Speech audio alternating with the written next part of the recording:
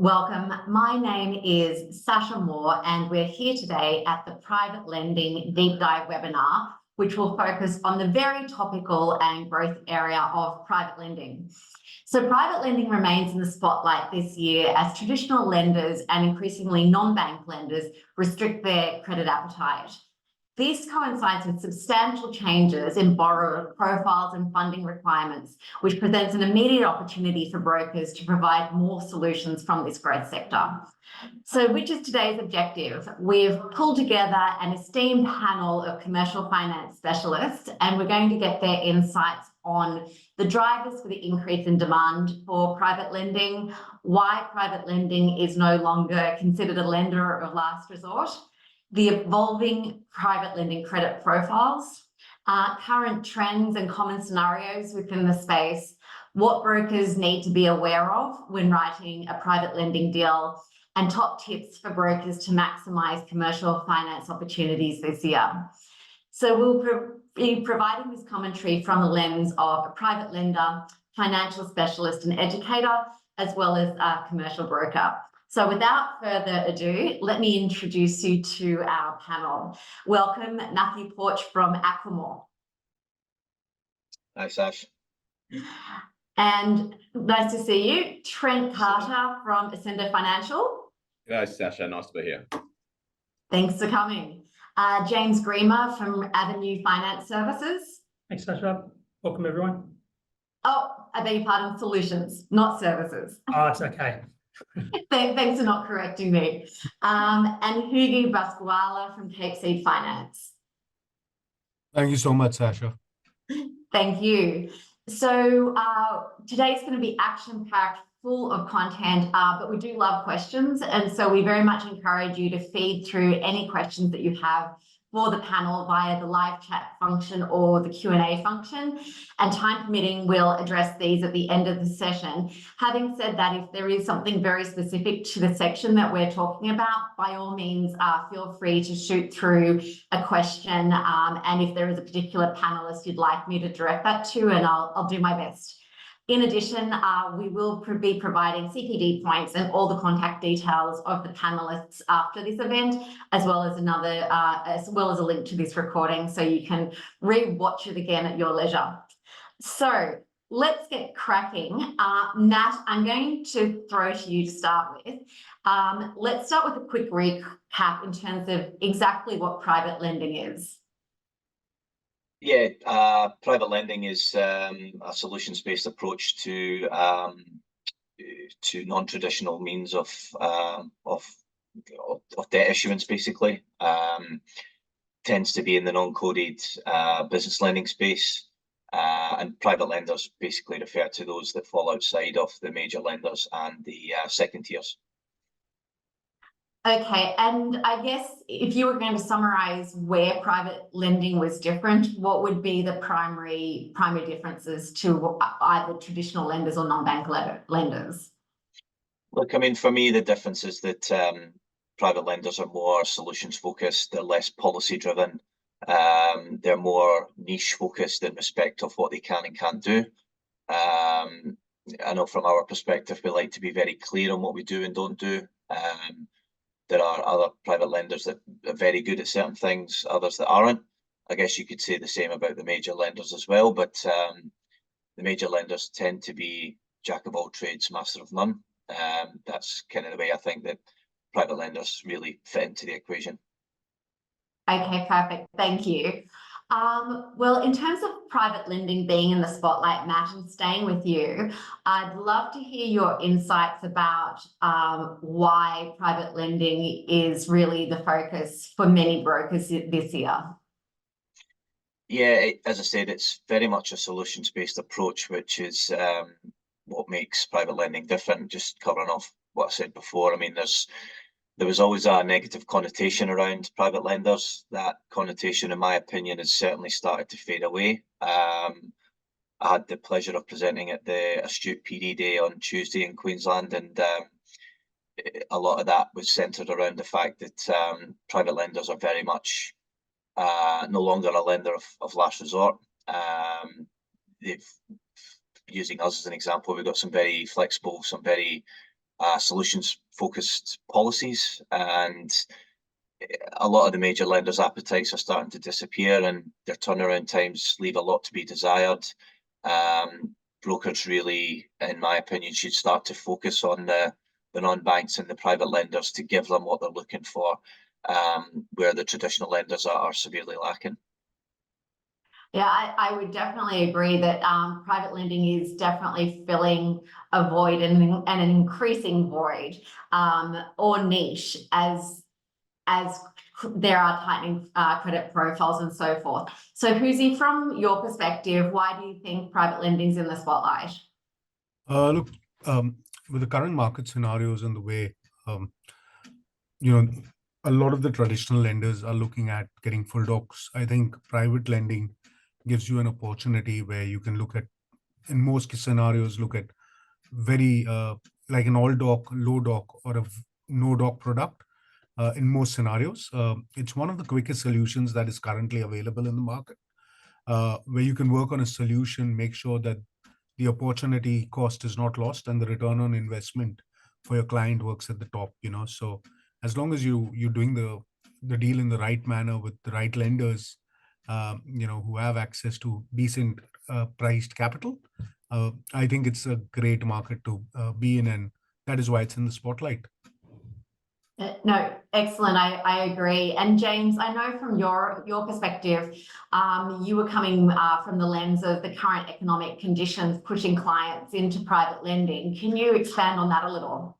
Yeah, look, the ATO is the biggest problem right now for a lot of clients, and they're just taking clients to court to wind them up, and they're not accepting offers to reduce the court action or remove it. So we've got no other option but to go to the private lending market, because the major banks in particular won't look at that type of client. So it's a big issue right now. Private lending market is fantastic for that. And there's also the issues around suppliers, paying suppliers on time, and how often there's no financials to those type of clients, and we have to go to the private lending market again.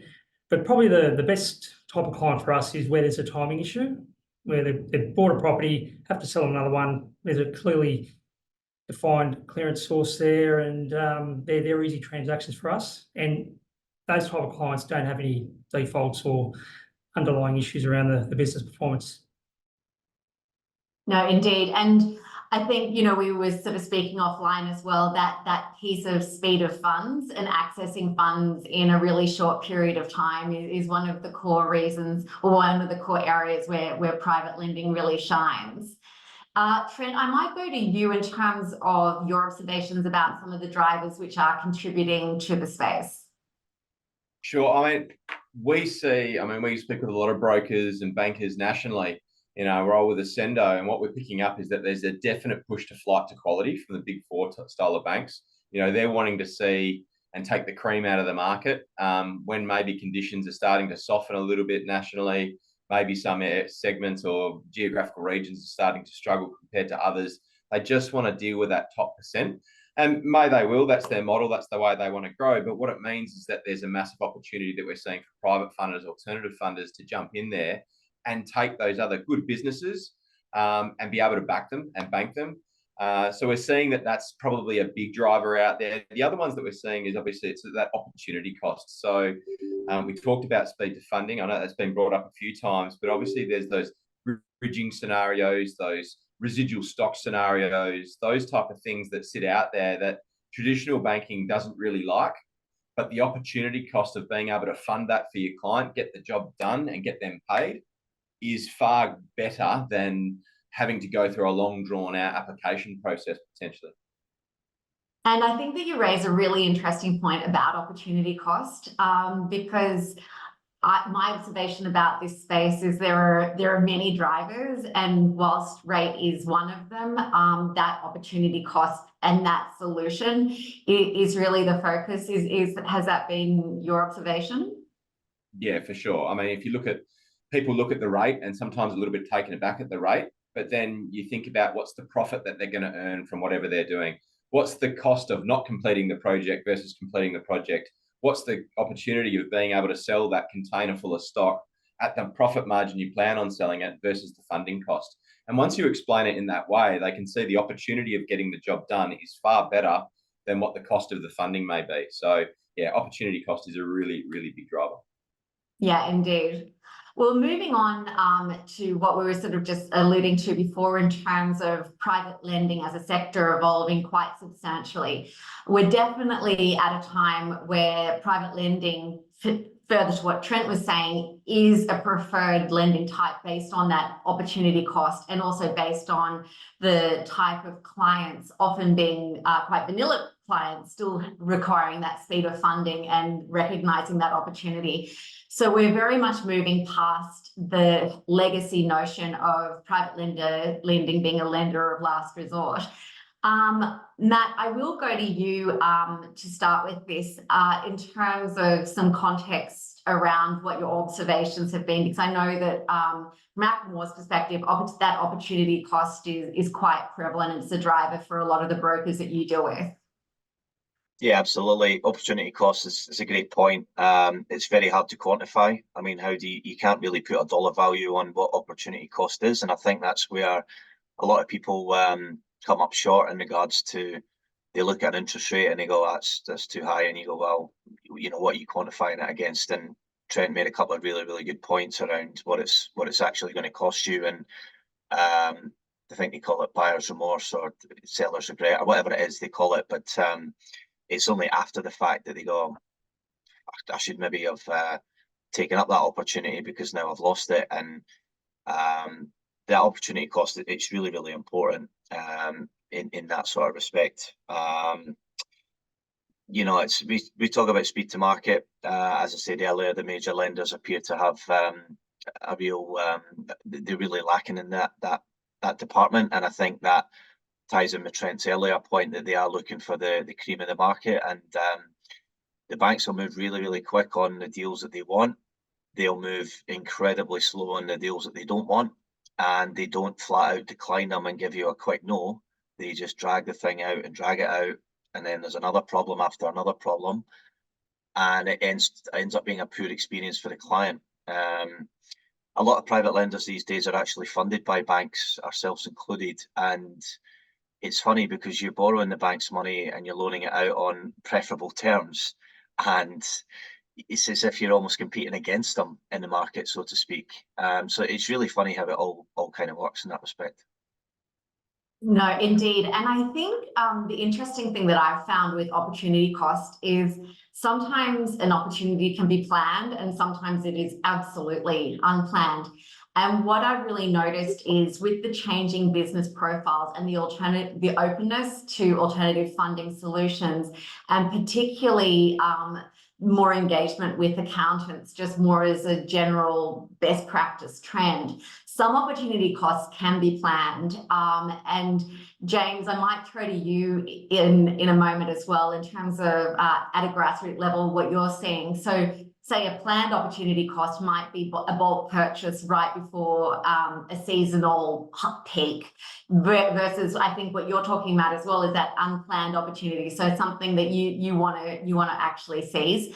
So I think it's really interesting how businesses are morphing and also becoming more receptive to different finance solutions.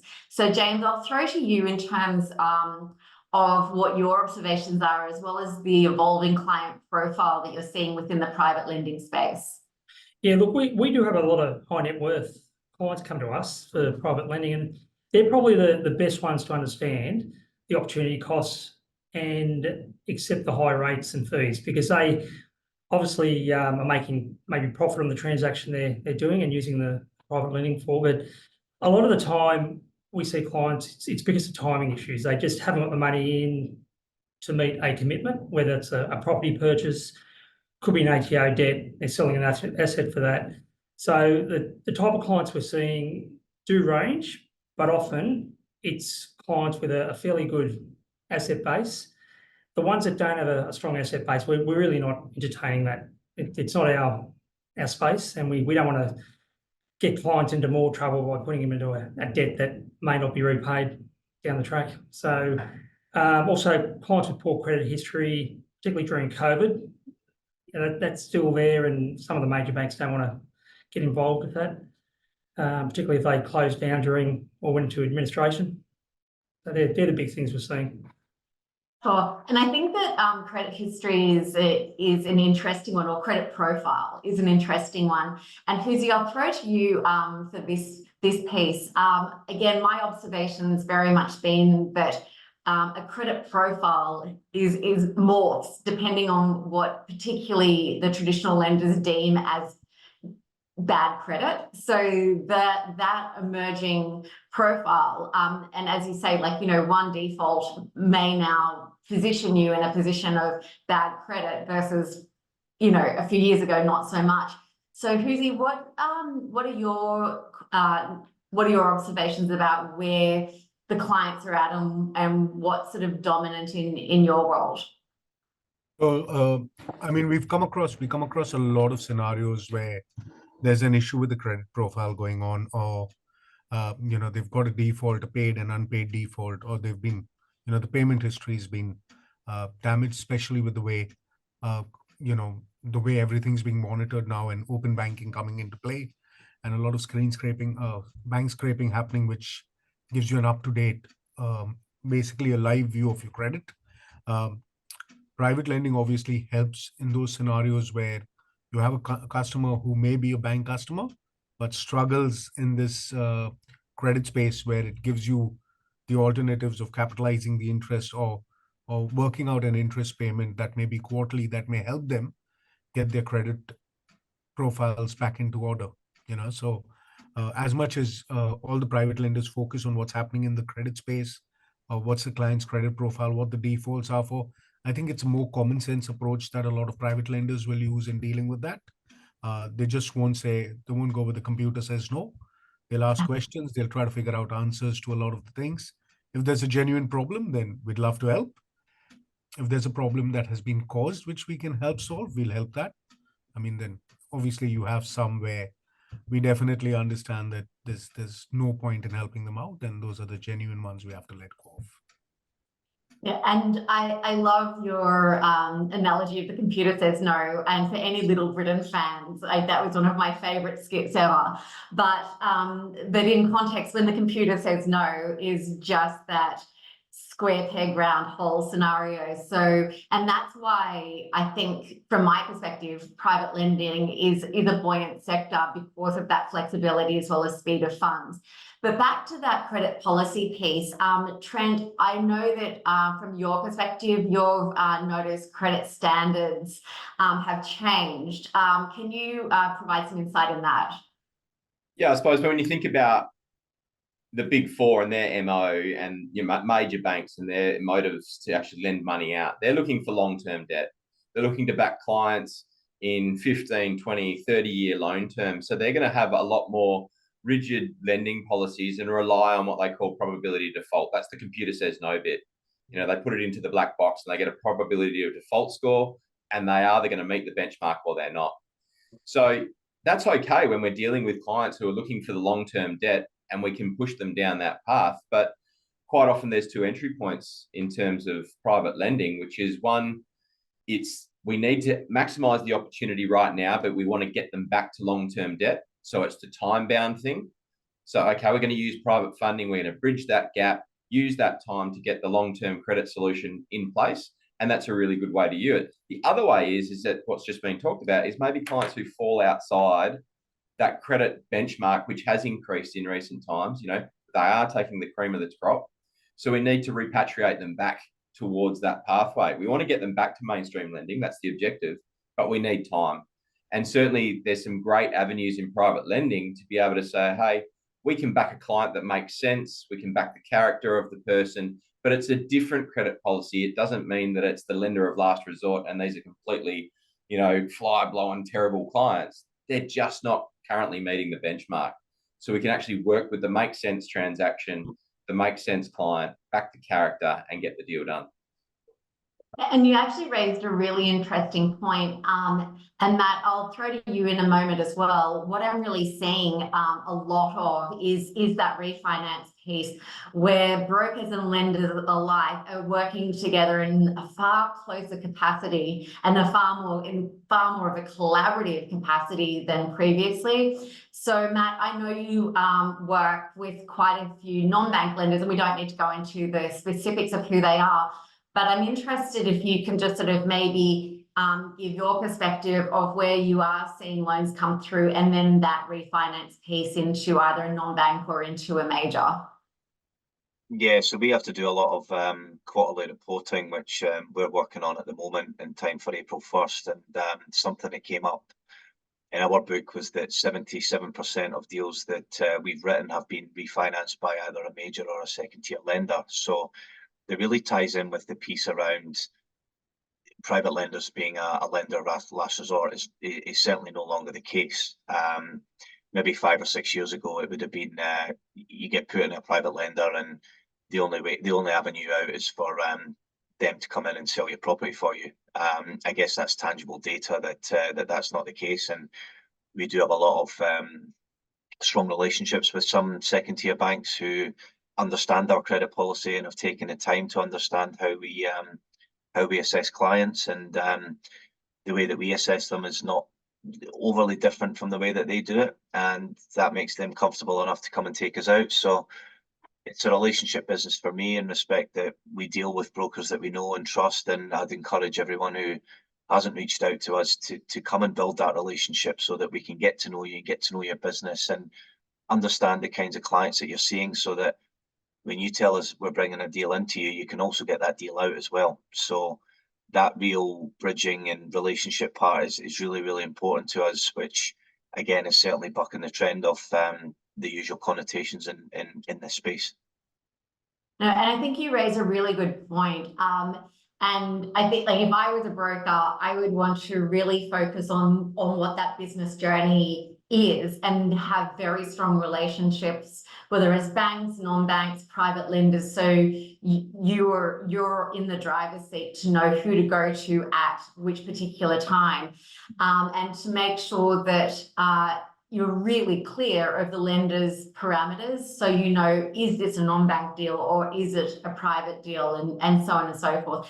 But again, as we're sort of saying, I'm really encouraged to see, particularly in the non-bank and private lending space, so much collaboration, because that obviously benefits everyone. We might move to what some current trends are within the private lending space at the moment. And Trent, I know you have a great bird's eye view at Ascendo in terms of general markets. So what are you seeing, whether it's industry or fund usage, as some of the main trends at the moment in the private lending space? Yeah, we workshop a lot of deals and try and spread them out and to sort of say, where do you get this deal placed? And the trends we're seeing that are heading towards the private lending are, you know, the typical stuff that we see: property developers looking to bridge that, you know, cost to complete, where maybe their bank's capped out, they've had cost variations or those type of things. They need to get that gap funding to get the project complete. That's always there. Some residual stock type opportunities as well sitting out there with developers. That's been something that we traditionally will always associate with private lending, but maybe some of the areas that have been discussed, but we're seeing certainly increasing in that trend, is that we don't fit the primary bank profile. That's where we want to get to. Help me get there. So how do we bridge that gap? How do we put somewhere for 1-2 years, get the statement and the conduct history right, and be able to repatriate them back to that space? Yeah, interesting, and very much aligned with Matt's comments and so forth. So James, I might throw to you in terms of what this looks like again on the ground. What are some of the common scenarios that you're seeing at the moment? Yeah, I've seen a big change in the type of deals we're looking at, and I think it's reflective of where the economy is as well. So the majority of my deals out there now that are funded and waiting to be completed revolves around businesses struggling to meet commitments, downturn in performance. You know, the ATO, as I mentioned a few times. So on the back of all the transactions I've got, there's actually property sales. So clients have realised that they need to do something more drastic than they would have done a couple of years ago. So I've just got the view that right now it's about trying to keep alive if you're a business owner and struggling. And the clients I'm dealing with are making the right decisions around that and using private lending to do it. Okay, excellent. Thank you. And Hughesy, what about from your perspective as a private lender? So we've been seeing a few type of scenarios. One of them is obviously getting quick access to cash for business owners to inject in their business, especially when they, need to order or expand their business, and they've been using equity to release it because it takes forever at the bank to get processed. And it's quick, 3 months, 6 months is what they look at. A lot of scenarios that we have helped out in have been where the construction's 80-90% complete, cost of funds have gone up. They're struggling, they're struggling to complete the project, and we've been able to go in there and put in a few funds, or a decent amount of funds to help them take that project over the line and either rent it out or put it in the market. We've done a few bridging loans for clients who wanted to settle on. Because we specialize in the second mortgage space, our loan size starts from 100K, and there've been clients who bought lands worth 250, 300K. They want to settle. The bank said no last minute. I mean, we've been able to go in for a 3-month loan at a slightly higher rate than what they'd normally get. But we've given it to them for 3 months at 50% LVR and helped them not lose a deposit. So, it's been pretty popular among those people. Indeed. And Matt, from your perspective, what have been some of the common scenarios that Aquamore's been seeing this year? Yeah, it's a good question. We see a lot of stuff. Payment of ATO debt is one of them. James has touched on that a couple of times. There's a lot of clients that have been given poor advice from their accountant, and there's the post-COVID hangover and all the rest of it. We've had quite a lot of that where they leverage up against an asset to pay off the ATO and tidy themselves up. Getting a lot of commercial property purchases at the moment. The banks are looking for, ridiculously high WALEs or weighted average lease terms. We've just launched a lease stock product, which is interest cover ratio 1.1 times, which is market leading at the moment. So we're getting a lot of traction on the back of that. A lot of working capital stuff as well. Clients have got equity built up in their property, and they're looking to invest that into the business as they try and ramp up sales and take advantage of a strengthening market. As we mentioned earlier, things are getting a bit softer, which is good. There's talk that interest rates are going to reduce. That's an entirely different discussion, but that's starting to build up a lot of confidence, and people are starting to look at that and go, right, well, maybe we should start hiring 1 or 2 other people. Maybe we should get some stock ready to go for sales. So we're seeing a lot of that as well. Apart from that, just the usual sort of stuff is coming through. But those are the 2 or 3 sort of prominent things at the moment. Thank you. And you raise an interesting point about business sentiment. Trent, what have your observations been in terms of where business sentiment's at and the types of deals that brokers are having off the back of that? Yeah, I'm in a lucky place where I get to flit around the country a little bit and speak to different groups. In the last month, I've sort of been in every capital city speaking with large groups of finance professionals, and depending on where I was, the attitude of the room was quite different in terms of sentiment. So I am picking up a vibe that depending on where you're located, perhaps it's softening in some of the eastern seaboard states. We're seeing that it was a little bit down, maybe the sentiment in Sydney, say, for example, and Melbourne versus Brisbane and Perth, which seem quite boyish. So the opportunities then therefore are tailored depending on where the sentiment is. So certainly that cash flow discussion, there's a lot of businesses where cash has been king, and obviously everyone's been fat and happy through COVID because they had a lot of the government money, but that is well and truly dried up now. So people are now looking for other ways to fund cash flow in their business. So cash is absolutely king. So those type of opportunities will present there. In the states where, like WA, for example, property is running really hot. So people are trying to get developments off the ground really quickly, snap properties up quickly and take them off the market and then worry about the more long-term funding later. Those opportunities are presenting in those type of states. So it really is patchwork depending on where you are. But I think if you're listening to your client and what the opportunity is, there's certainly an opportunity to place private funding as part of the solution mix. Okay, that's awesome. Thank you. So we've talked about obviously the growth of the sector and a lot of the benefits and where there are opportunities. I do want to talk about, even though the sector has moved forward and there's no dispute about that at all, there are some common traps. So what I do want to really put the spotlight on as well is what brokers need to be aware of, or as I was saying, common traps when writing a private lending deal, because it is a space where it's not necessarily an apple for apple comparison with every single lender. So James, I'm going to start with you. What would you caution brokers about when they are considering a deal in the sector? Oh, the first thing you look at is the exit. If there's no clearly defined exit strategy, we won't do the deal. Private lending is not the way forward for the client.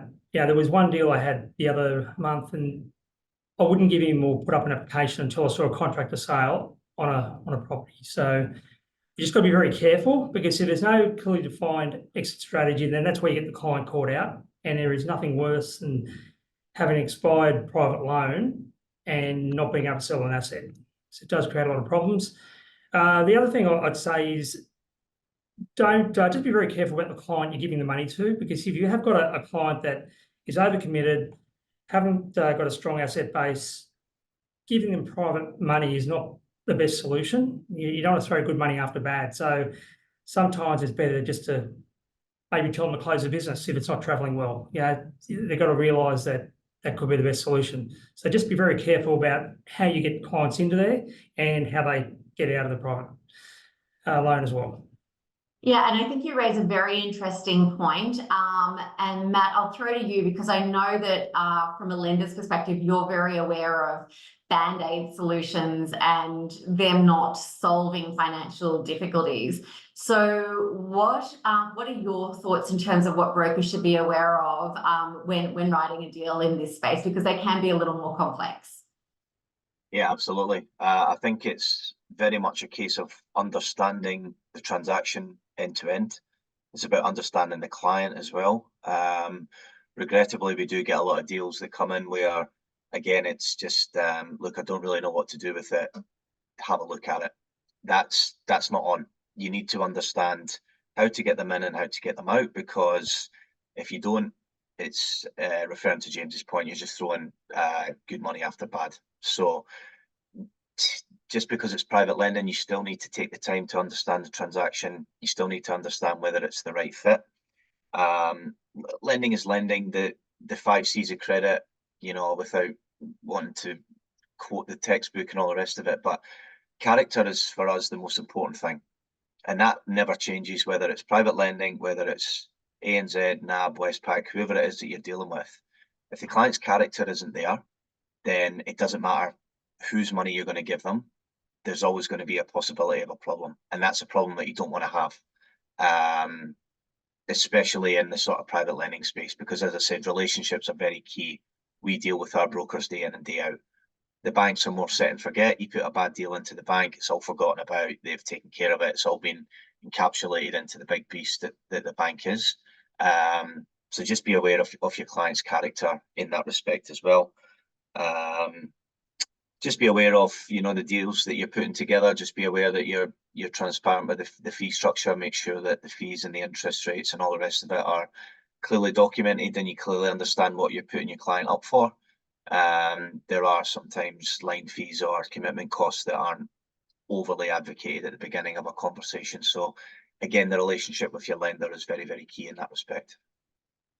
Thanks, Matt. And I think that you raised a really good point that can really go both ways. So the character, I think, is a very key takeaway. So who are you dealing with, both from a client perspective, but who are you dealing with from a lender's perspective? So, and I think with private lending, a lot of it is obviously due diligence and not bypassing that, but a lot of it is judgment and instinct. So when you're dealing with someone who's not being transparent, whether that is a borrower or whether that is a lender. So my advice of this space would be there is so much opportunity, but to Matt's point, you can't bypass due diligence. Private lending is not a silver bullet to get money without any documentation. So it is a space which is very flexible, but there is still the parameters that are required in a more regulated space. I might actually go to one of the questions which does directly tie into this. It came through from an anonymous attendee asking how are compliance rules applied to private lenders? Yeah, it's a good question. Well, for example, Lackamore has an AFSL. We are obviously compliant with the rules of an AFSL and lending money in that respect. The AFSL is governed by ASIC, who perform a quarterly check on your license and how you operate. So over and above that, bringing the NCCP Act into it, we're not regulated by NCCP, as we don't perform loans that fall into that space. So over and above that, in terms of the compliance, it's usually an AFSL or an ACL that you would need to adhere to in that respect. Sasha, I might add as well that if it's a business purpose and ideally a company name, that would remove the compliance side. Yeah. Right. I'll add as well, in terms of, we see this a lot, conversation come out with people who are home loan brokers traditionally, so very regulated, very under much, the NCCP Act in terms of the way they perform their business. And then when they come across unregulated dealings such as private lendings, it sort of makes them feel nervous about, what do I have to do? Surely there's got to be some benchmarks to meet. So whilst you are not regulated as a broker to maybe go through the same benchmarks you would for, say, a home loan or a regulated deal, it doesn't absolve you of the interest or best interest of your client, if you like. I think that just should be a good broking principle, that to not have good money go after bad and saying that and backing the wrong horse. You've got to identify the character. I think another question's come up. How do you explain the borrower's character? Well, it's doing your due diligence. It's doing the client discovery piece. It's understanding the transaction and what benefit that will provide the client. And as we've said with private lending, how they get out of it. What's the exit? If you can't meet these things when you're doing your fact find, it's not likely going to be a deal there, so it's not worth pushing. Yeah, and I would probably add to that. We did a webinar a while ago, and the whole notion of skeletons coming out of the cupboard, I thought was a really, really good analogy. And I think that it's probably human nature to not necessarily want to disclose all of that. So I'd really encourage brokers to ask the question of where the skeletons are, because the lender will find the skeletons in their due diligence. So it's much better to have those skeletons, disclose them up front, because where I've seen both brokers and lenders get very frustrated, understandably, is when skeletons become apparent at the very end of the deal, and then the deal then falls over. The lender may not find it, but the time certainly will. Yes, true. They do come out eventually. So we will move on. So we've looked at the client side of things. Actually, before we do move on, I think that question about character was a really good one in terms of just quantifying it. And James, I might go to you from your end in terms of how you define a good borrower character. What are some of the metrics that you apply in your due diligence, not only in terms of the deal stacking up, but what gives you a red flag about perhaps a borrower not being completely transparent? Oh, look, if we do a credit check on them before we submit, and there's other loans on there they're not talking about, or we do a title search on the property they want to offer security, and there's 3 other caveats on there, they're red flags, and we wouldn't touch them. But you often get clients that, they're honest people, but they're that desperate they won't tell you everything. So you stumble across it. But for us, we get introduced to a lot of our clients, our private clients, so we already know them. So we already know what their character's like. But it's just asking the right questions, and all the residential brokers will understand, how to get down to the fact find and understand the client into a really strong level. That's what we need to do on the commercial side as well. You've got to ask the questions and question anything that's very, very sort of grey. there. Yeah, absolutely. And Huzi, do you have any additional insights to add to further what James is commenting on? Yeah, look, I mean, I think it's more essentially using a common sense approach as a broker, as a lender. You know, it's all good when everyone's happy and everyone's made the money. I think when the loan starts going bad, that's when everyone gets upset, from the client to the broker to the lender, and it's just asking questions. For the brokers, it's getting to know their client, like James mentioned. Having a good exit strategy in place for them, and trying to get them to be as transparent as they can be with you, and then just communicating it with the same transparency to the private lender, not trying to hold any information. And I think as a private lender, the most important thing is keep it as transparent, the loan process, as possible. Don't keep changing the parameters, so the entire transaction happens seamlessly and smooth, and just makes it easier for everyone. Okay, great. Thank you. Well, we might we'll flip the conversation now from borrowers to lenders. So James, as a broker, what are the selection criteria that you would have for a private lender?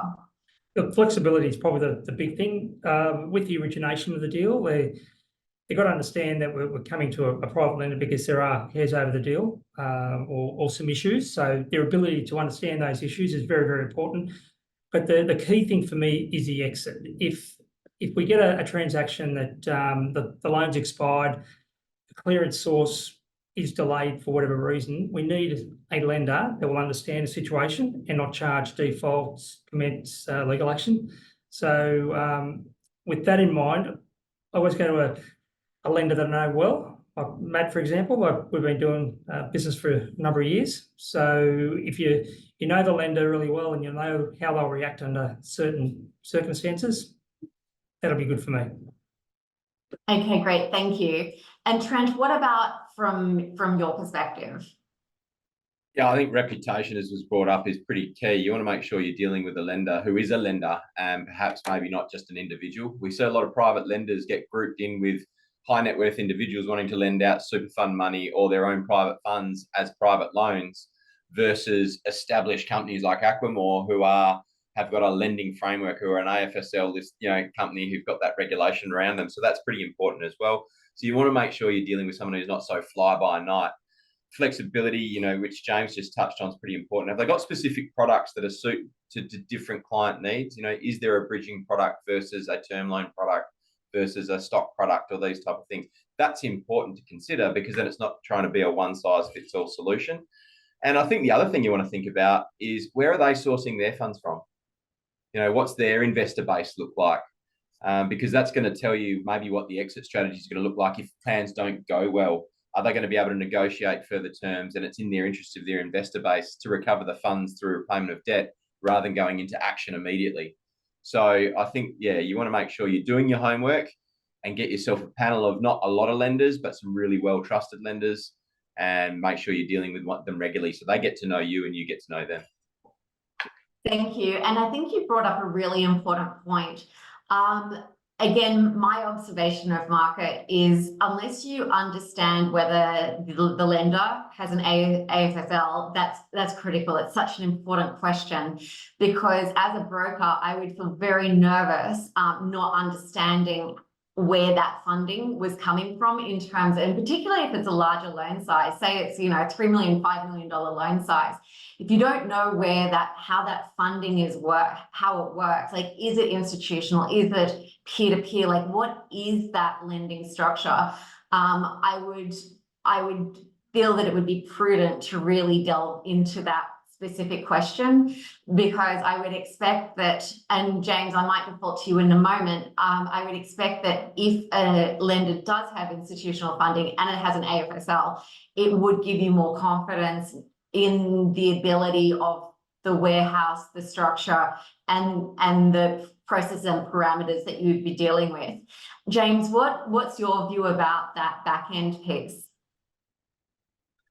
Oh, look, it's very important, and the last thing we want is for a lender not to be able to continue lending if we needed to, and things like that. So the back end is critically important to us. Yeah, indeed. And I've also had a comment from Michael just to ask the question, where does the funding come from? And I think that in terms of the broker due diligence, that is such a, I agree, it's such a critical question to answer. And to also, if we go back to that character piece, to also be very wary about, don't worry about it. It's sort of those sort of attitudes or those types of responses from a lender, because you want to make sure that who you're dealing with is going to be there for the long term. So we might go into a bit more of a bird's eye portion of today before we get into some Q&As. In terms of the commercial finance market expectations for 2024, Matt, what are you seeing at the moment? Yeah, I mean, the market is certainly cooled off. The central bank have done their job with interest rates. They wanted people to spend less. That's now starting to happen. They're looking to see inflation drop off, which again is starting to happen.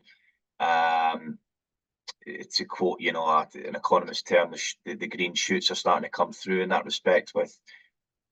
We mentioned it earlier, consumer confidence starting to go up a little bit. People are getting hired again.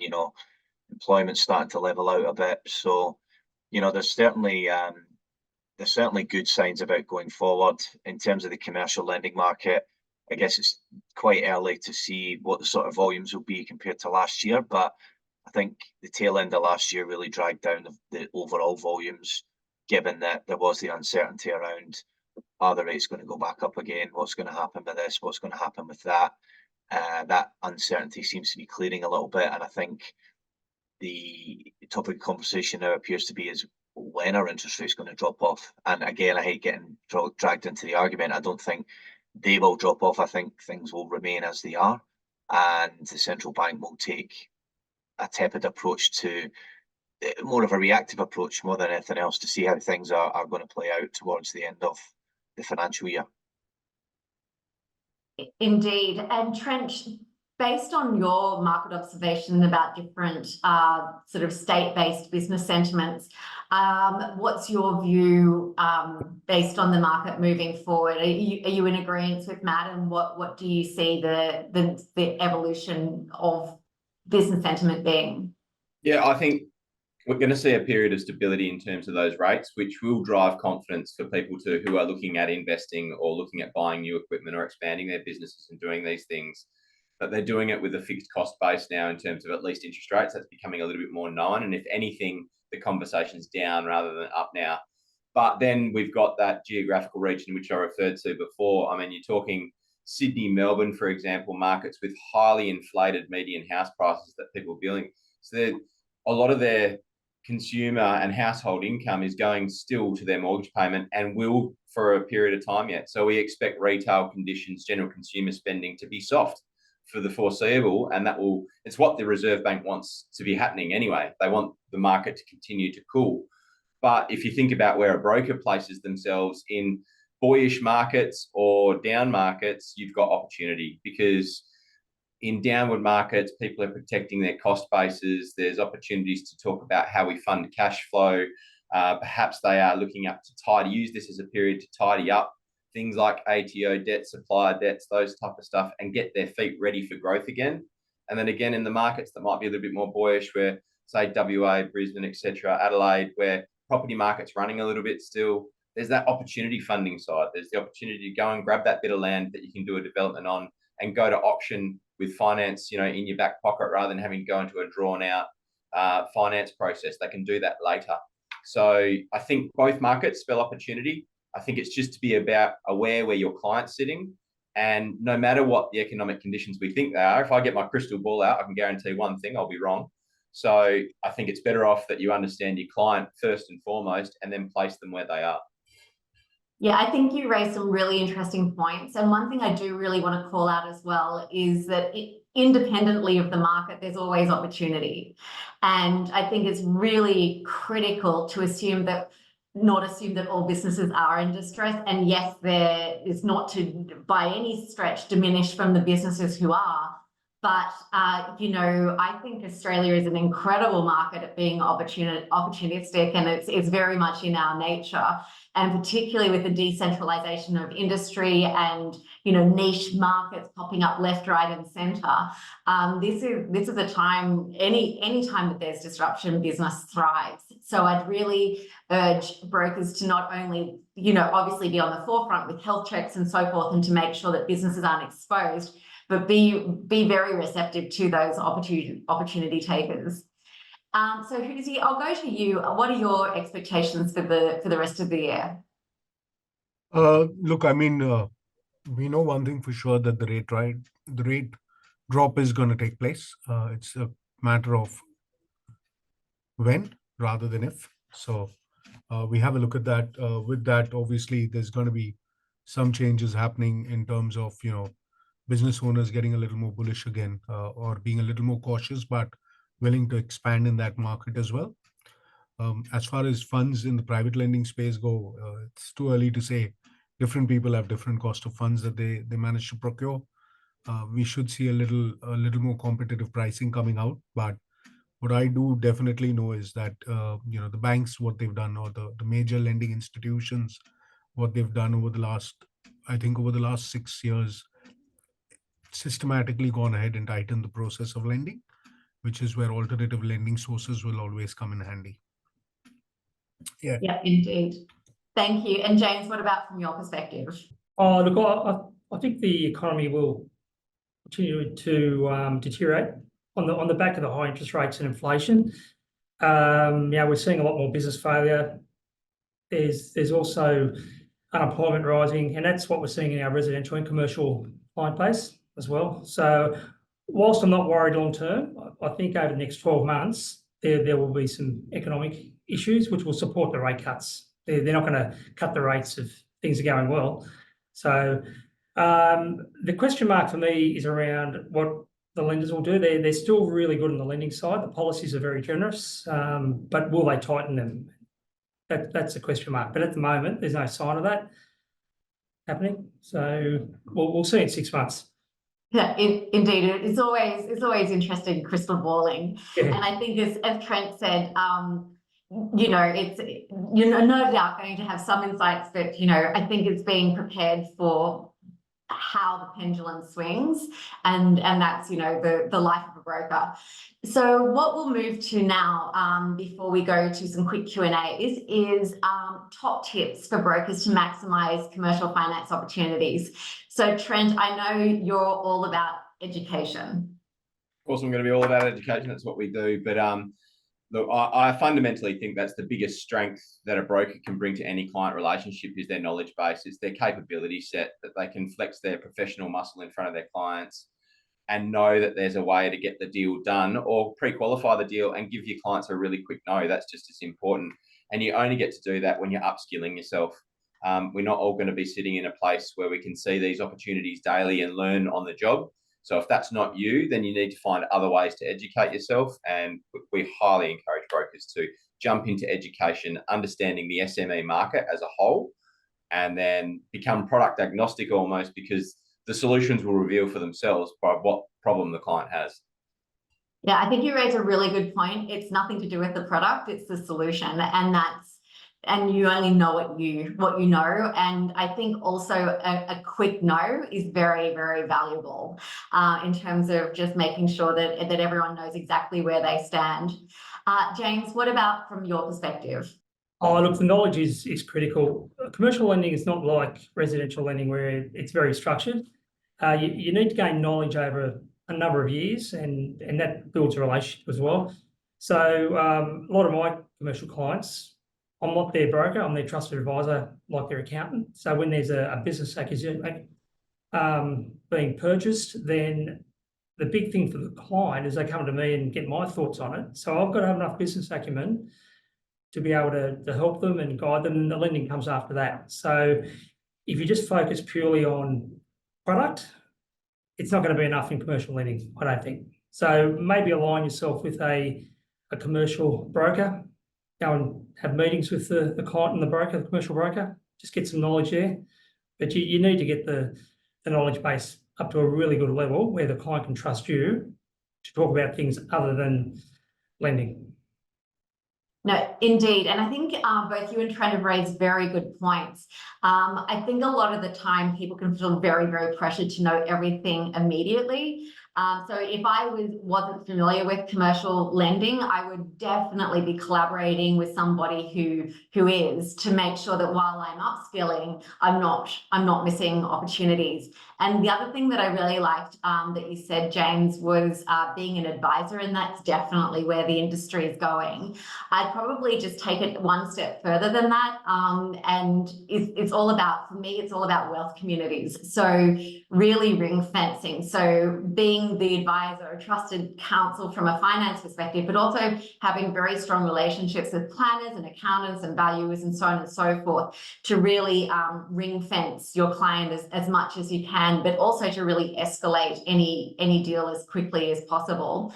Huzi, what would be your top tips to maximize commercial finance this year? Look for anyone and everyone. I think my biggest tip is following people like Trent, who obviously do a good education session. But I know a lot of BDMs who work with private lenders, do these coffee sessions where they invite brokers to come and sit down with them, learn a bit about their business. I think it's a great thing for a broker to take out a little bit of time and spend some time learning about the different kind of lenders, what products they have. Obviously there are a lot of private lenders in the market. Everyone specializes and everyone has a niche in something. Not all the private lenders can do everything. Some of us can do some things better than the others. Some of us don't do something. So it's great to keep all of them available to you, understand what products they use.